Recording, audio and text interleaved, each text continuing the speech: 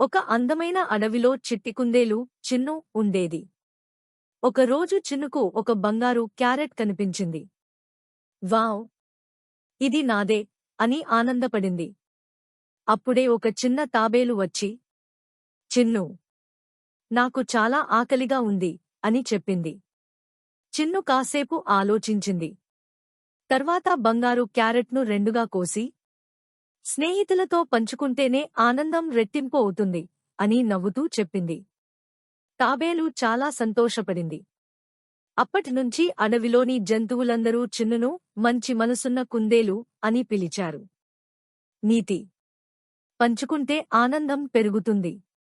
మంచి మనసే నిజమైన సంపద.